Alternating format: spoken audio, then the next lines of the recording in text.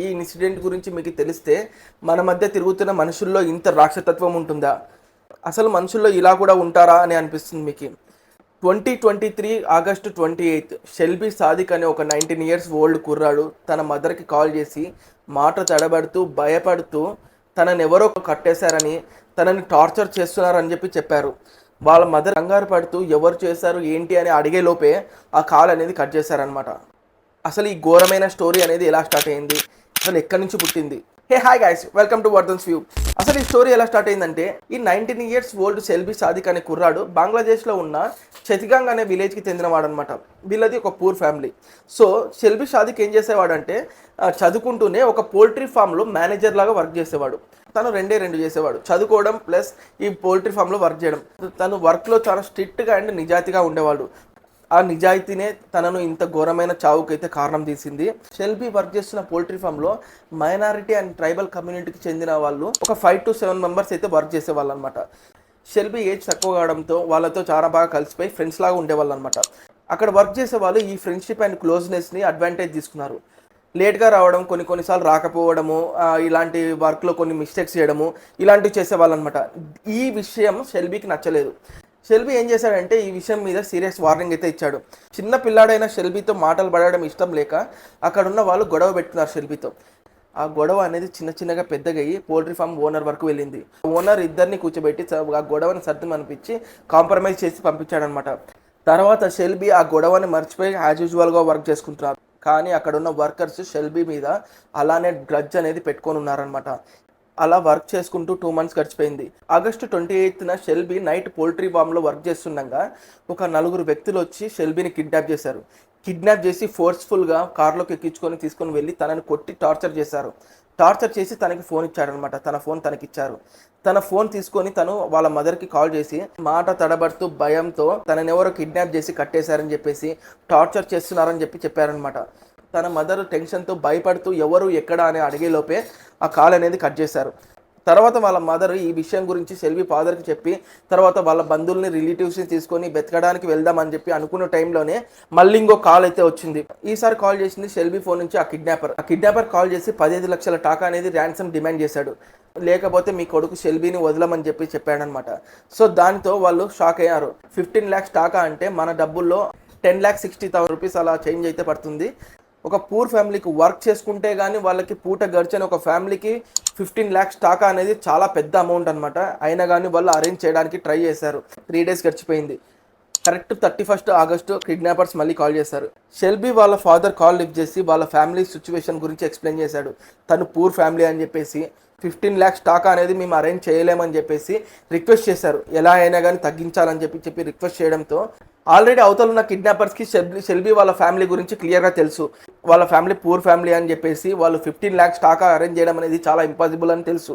So దాంతో వాళ్ళు 15 lakhs taka నుంచి 2 lakhs టాకాకి తగ్గించారు.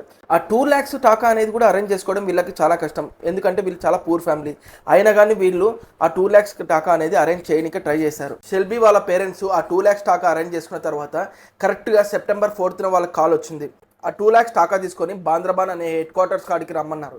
సో షెల్బీ వాళ్ళ ఫాదరు ఆ 2 lakhs టాకా తీసుకొని బాంద్రాబాన్ అనే హెడ్-క్వార్టర్స్ కాడికి వెళ్ళాడు. అక్కడ ఆల్రెడీ ఒక 2 వ్యక్తులు వెయిట్ చేస్తున్నారు అనమాట అమౌంట్ కోసం.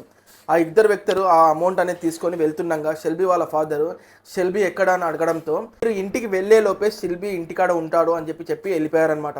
సో దాన్ని విన్న షెల్బీ వాళ్ళ ఫాదరు పరిగెత్తుకొని ఇంటికి వెళ్ళడంతో అక్కడ షెల్బీ ఇంకా లేడు. షెల్బీ వాళ్ళ పేరెంట్స్ ఏమనుకున్నారంటే షెల్బీని రిలీజ్ చేయడానికి కిడ్నాపర్స్కి ఇంకా టైం పడుతుంది అనుకున్నారు. సో అలా వెయిట్ చేశారు. అలా వెయిట్ చేస్తూ 3 days గడిచిపోయింది. షెల్బీ ఇంకా ఇంటికి రాలేదు. అక్కడ ఉన్న వాళ్ళ పేరెంట్స్ కంగారు పడ్డారు. 3 days గడిచిపోయింది ఇంకా రాలేదు అనుకొని వాళ్ళు ఏం చేశారంటే దగ్గరలో ఉన్న రోజాన్ అనే పోలీస్ స్టేషన్ దగ్గరికి వెళ్ళి ఈ ఇన్సిడెంట్ గురించి కంప్లైంట్ చేశారు. కంప్లైంట్ చేయడంతో అక్కడున్న పోలీసులు దీని గురించి ఎంక్వైరీ చేయడంతో షెల్బీకి ఇంతవరకు ఎటువంటి గొడవల హిస్టరీ కానీ ఎటువంటి కొట్లాటలు కానీ ఏది లేదు. బట్ షెల్బీ వాళ్ళ అమ్మ 2 months బ్యాక్ పోల్ట్రీ ఫామ్లో వాళ్ళ వర్కర్స్తో గొడవ పడినారని చెప్పేసి పోలీసులకి రివీల్ చేస్తుందన్నమాట. సో దాని ద్వారా పోలీసులు అక్కడున్న పోల్ట్రీ ఫామ్ వర్కర్స్ని పట్టుకోవడంతో ఆ పోల్ట్రీ ఫామ్లో 6 మంది ఉంటారు. ఆ 6 మందిని తీసుకొని వచ్చి పోలీసులు ఇంటరాగేషన్ చేయడంతో అక్కడ వాళ్ళకి 3 పైన అనుమానం అయితే వచ్చింది. సో 3 కస్టడీలోకి తీసుకున్నారు. 3 ఎంక్వైరీ చేయడంతో ఆ 3 ఇంట్లో మెయిన్ క్రిమినల్ వచ్చేసి ఊంచాంగ్ మర్మా. సారీ నేను పేర్లు తప్పు పలికింటే, ఉమ్చాంగ్ వర్మ అనమాట అతని పేరు. అతను మెయిన్ క్యాండిడేట్ అనమాట. సో అతను ఎంక్వైరీ చేస్తుంటే ఎంక్వైరీలో వాళ్ళు చెప్పే విషయాలు వింటే పోలీసులు షాక్ అయిపోయారు. అక్కడ ఉన్న వర్కర్స్ ప్లాన్ ఏంటంటే షెల్బీ మీద రివెంజ్ తీర్చుకోవడం. షెల్బీని కిడ్నాప్ చేసి టార్చర్ చేసి వాళ్ళ ఇంట్లో నుంచి కొంచెం ర్యాన్సమ్ అనేది అమౌంట్ తీసుకొని షెల్బీని వదిలేయాలనుకున్నారు. షెల్బీని కిడ్నాప్ చేసింది తన వర్కర్సే అని చెప్పి షెల్బీకి తెలిసిపోవడంతో షెల్బీని ఎక్కడ రిలీజ్ చేస్తే పోలీసులకు పట్టిస్తాడని చెప్పి భయపడి వాళ్ళు షెల్బీని చంపేశారు. సో పోలీసులు బాడీ ఎక్కడ అని అడగడంతో అక్కడున్న మెయిన్ క్రిమినల్ ఉమ్చాంగ్ వర్మ బాడీని ఏం చేశాడో చెప్తుంటే పోలీసుల మైండే బ్లాక్ అయిపోయింది అనమాట. ఏం చేశాడంటే అక్కడ ఉంచాన వర్మ అండ్ అక్కడ మిగతా ఇద్దరు ఏం చేశారంటే షెల్బీ బాడీని ముక్కలు ముక్కలుగా కట్ చేసి తన బాడీకి ఉన్న ఫ్లెష్ అంతా తీసుకొని వండుకొని తిన్నారంట. మిగిలిన పార్ట్స్ని అక్కడున్న ఎముకల్ని తర్వాత పుర్రెని తీసుకొని వెళ్ళి కొండపై నుంచి విసిరేశారంట ఆ బాడీ పార్ట్స్ని. సెప్టెంబర్ 12న డెడ్ బాడీని రికవరీ చేయడానికి మెయిన్ క్రిమినల్ అయిన ఉంచాంగ్ వర్మని తీసుకొని మర్డర్ జరిగిన లొకేషన్ కాడికి అయితే వెళ్ళినారు పోలీసులు. అక్కడ కొండ కింద కొంతసేపు వరకు వెతకడంతో షెల్బీ బాడీ పార్ట్స్ అనేవి దొరికినాయి.